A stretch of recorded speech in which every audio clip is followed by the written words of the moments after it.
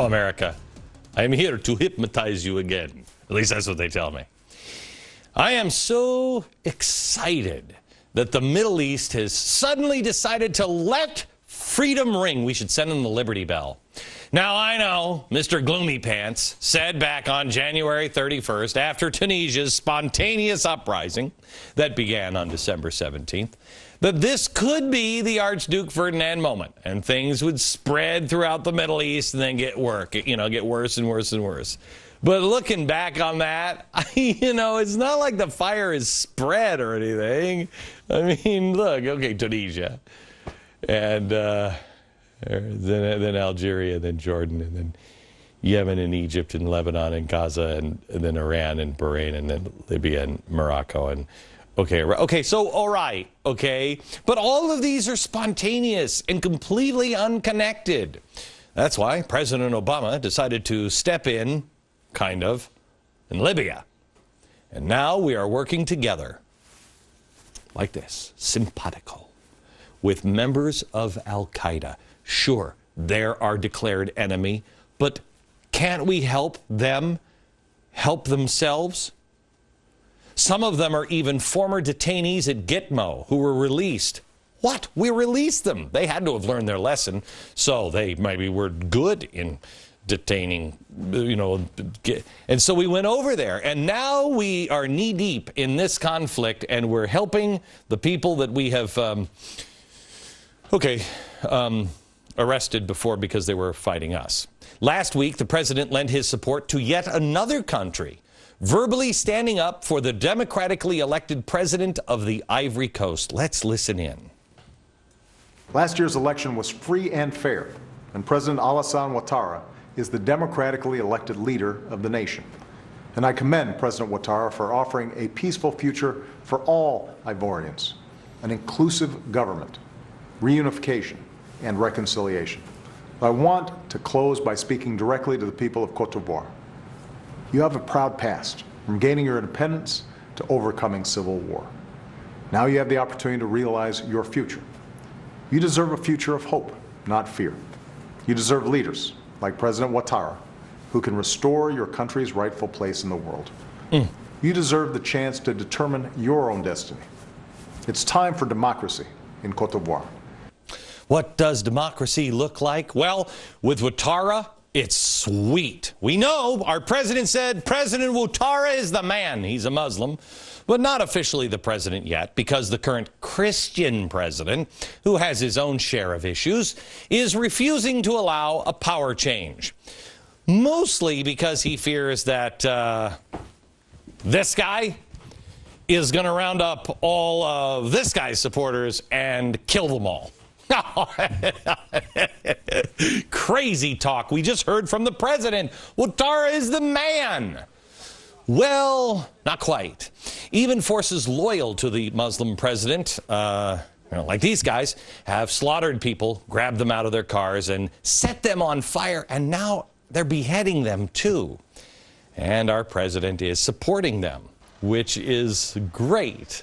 So, by the way, the death toll, about 1,000 in 3 days over the weekend. So we got this guy standing with this guy who's responsible for the scenes, where people are. Now it begs the answer to this question. Why aren't we intervening on this genocide? Don't we have a responsibility to protect?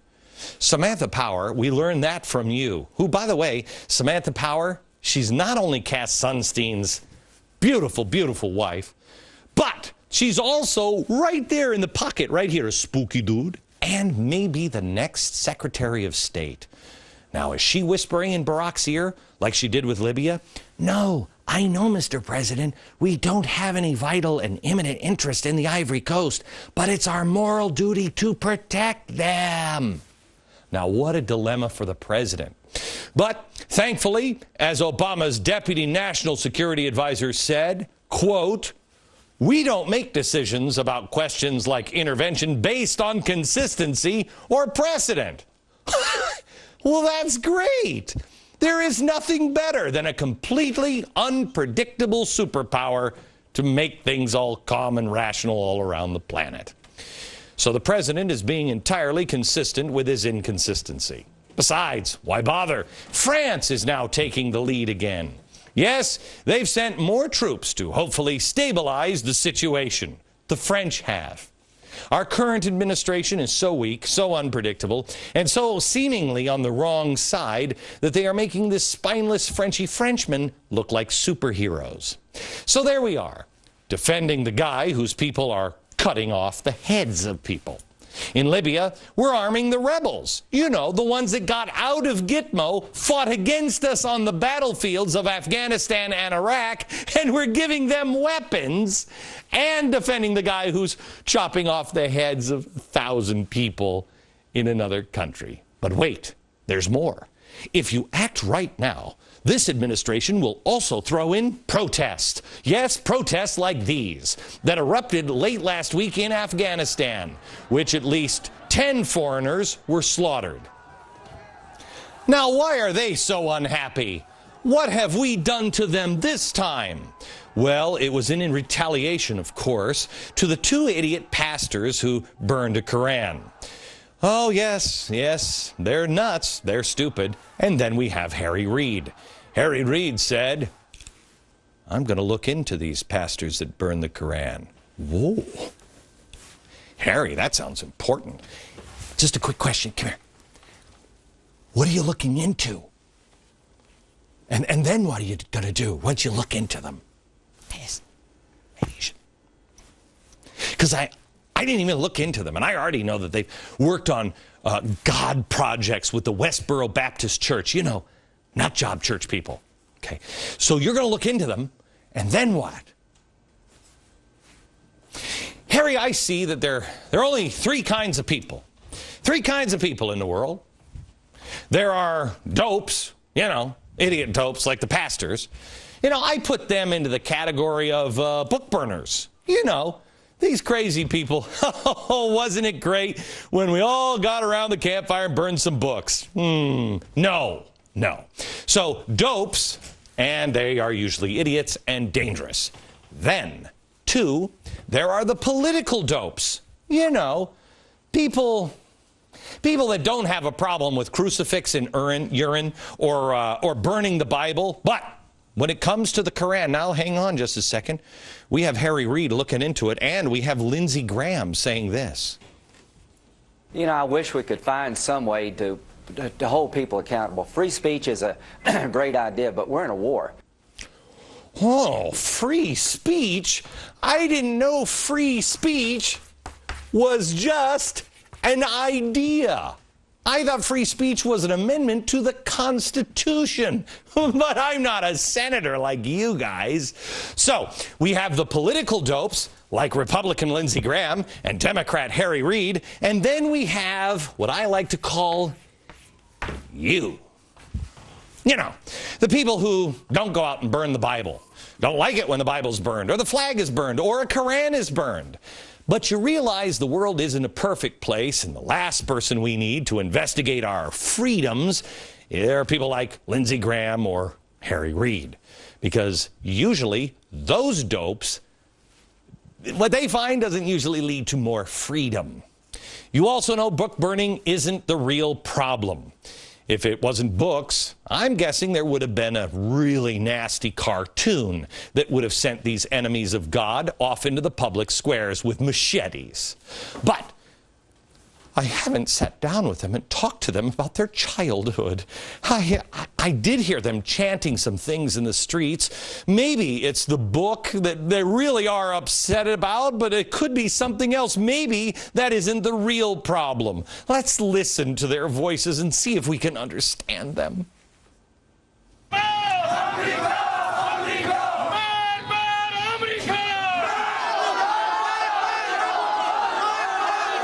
It's not as catchy as what does democracy look like? This is what democracy looked like. But death to America is something that I have heard from time to time in the Middle East.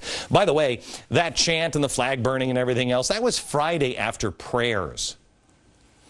Yeah, they burned the flags, had a Obama effigy and burned him up. I know when I get out of church on Sunday, the first thing I want to do is go chant death to other countries. It makes me feel so close to sweet baby Jesus. How about you? They also attacked a UN compound. Who hasn't done that after prayers? And this all over one idiot pastor.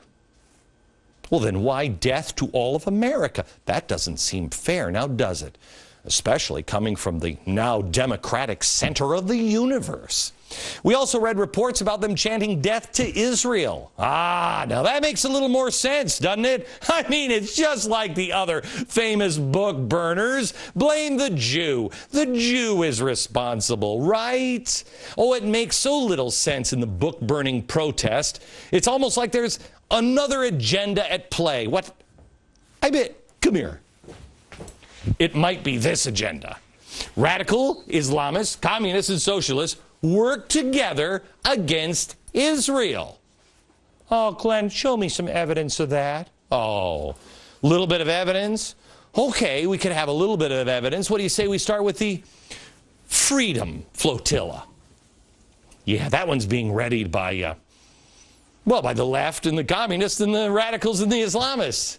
It's happening this coming May. Israeli Prime Minister Benjamin Netanyahu said this flotilla, which is coming on the first anniversary of last year's bloody flotilla clash, where Israeli soldiers were set up and violently attacked. You remember that? He said this new flotilla is, quote, being organized by Islamic extremist elements, among others. May I be so bold to finish Benjamin Netanyahu's thought? Who could those others be? Well, it's coming from the Free Gaza movement. And who's with the Free Gaza movement? Well, you got Code Pink. Oh, they're great. Don't you love Code Pink? Then you have Bill Ayers. No, here they are. Code Pink, Women for Peace. And then Bill Ayers and his cute little wifey poo, Bernardine Dorn. Yeah. Well, they're all wonderful, and they say, according to the site, we sail not just for Gaza. We sail to confront and challenge an entire apartheid regime that must be dismantled through citizen action. Oh, that is, let me get this straight. The Islamic extremists have combined with the radical left not just to be against Israel. No, here, let me show. Over here. See, I got it wrong. It says against Israel. No, it's not against Israel. It is actually dismantle Israel. Sorry, I got that one wrong. I want to correct my mistake right away. The UN is not responding to Israel's call for help, but I don't even know who you call at 3 a.m. to get somebody on the phone if there's a problem. Hello, UN, who am I calling? I don't know. I haven't seen the commercial yet. We haven't voted for the UN or this global government, so who to call? Who knows? But some are already responding to what Israel might do.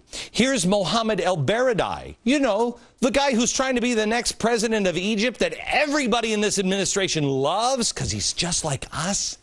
He said this about Israel, quote, if Israel attacked Gaza, we would declare war against the Zionist regime. Oh, this is what democracy looks like. Isn't that beautiful and peaceful? Oh, and Egypt's military is now on their way to meet with the Palestinian president, Mahmoud Abbas. Oh, they want to work closer together. I'll bet they do. Even better. Aren't you glad to see things are heading towards peace in the Middle East? I think the president was right when he encouraged revolution. It adds more stability, not less. We told you last week about Facebook page. Yeah, remember that one? The peaceful Palestinian one that called for an uprising and said, Judgment Day will be brought upon us once the Muslims have killed all the Jews. That one only had 340,000 fans. Facebook took the page down. But good news, if you act right now, there's a page that took its place. It's this one on Facebook. Yes, it's calling millions of Arabs from across the Middle East to march into Israel and forcibly attempt to implement a right of return. The date for this has been set for May 15th, the anniversary of what the Arabs refer to as the Nakba, or tragedy. What was the tragedy? the date of establishment of the State of Israel. Don't we all know that was a tragedy? Which is May 15th. Middle of May? What else is happening in the middle of May? It's the Love Boat. Yes, the flotilla. I wonder if Julie is going to be on. I wonder. Is Captain Stubing going to be on? It's weird. They're setting sail for love at the same time they're marching for death. Huh. By the way, there's another page, the third intifada, which is under the name of the Third Palestinian Uprising, the Persian Gulf. Answer: join our mosque. This is what democracy looks like. Good thing here. The good thing is, you can't keep a good radical down. We were wrong when I said on this program that it would spread to Europe. Oh, hang on just a second. Thank you, Aaron. This just in, a letter from the Union of Islamic Student Association in Europe to Mr. Obama. Quote, unlike the past, the world is no longer your playground where you make up rules and force them upon oppressed nations in order to determine their destiny. The nations of the world have vowed are determined to shape their own destinies by overthrowing and driving out the Western-imposed puppets and dictators. Your government was condemned a long time ago in the court of world public opinion, and what you see today is a result of the deep disgust and hatred for your government's oppressive policies and actions. Wow, it reads like something right out of a sermon from Jeremiah, right? Can I get an amen? It continues. The great leader, Imam Khomeini, bravely announced with deep insight the fate of oppressors such as the great Satan. I bet it's not that we're all going to have pudding. Now, to me, that sounds a little more like a threat than a letter. But I'm sure the DOJ knows a threat when they see it, and this is definitely not a threat. You know what I'm saying? I got to tell you, lately, it's coming to the point where I cannot tell the difference between crazy, radical nut jobs that want to destroy America and then those old white Tea Party goers in their lawn chairs. You know, you see them and you're like, oh, radical, ah! You can't tell the difference. I bet they're not coordinating with the radicals in the Middle East. But it's a good thing that we have people like Bill Ayers and the unions and everybody else coordinating so they can be over there and point them out. Maybe our unions have infiltrated and I'm blowing their cover. Maybe they're spies for us. The Islamists only think they're helping. That's going to be crazy because what's so funny is the unions only think that those guys are on their side. In the end, they're going to turn on the unions too. Isn't that funny? Maybe it's just me, but I can see the difference between good and evil. America, it is really time to decide if our administration is the most inept ever. Or they do know some of these 60 radicals that they've spent their whole life trying to destroy America, and now they're teaming up with our enemies all around the world to destroy us. You're going to have to decide, but hurry up. What is clear is there is good and evil. Now, I tend to be the guy who puts those who behead people with machetes into that evil category, but call me old-fashioned. I am so 2002. America is not perfect. Israel is not perfect. Mistakes have been made, and they will be made in the future. But what makes us not evil is we try to correct them. We try to learn from our past mistakes. Manifest Destiny, when we killed the Indians. Andrew Jackson, big government guy, evil. FDR, Woodrow Wilson, rounding people up because of their nationality or their color. Evil. But we're not evil as a country. We have to decide as individuals, is America the great Satan? Is Israel the problem in the Middle East? Do you believe that once they get rid of Israel, then everything's going to be fine? Or do you have to get rid of America as well, and then everything will be fine? Or then do you have to also get rid of England as well, and then France as well? Or anybody else who just won't submit because they have a machete? I think America has her share of problems. But the ideas that she was founded upon are perfect. Maybe we should look to those ideas for answers and decide which side we're on. Decide good or evil. Do they exist? And which is which?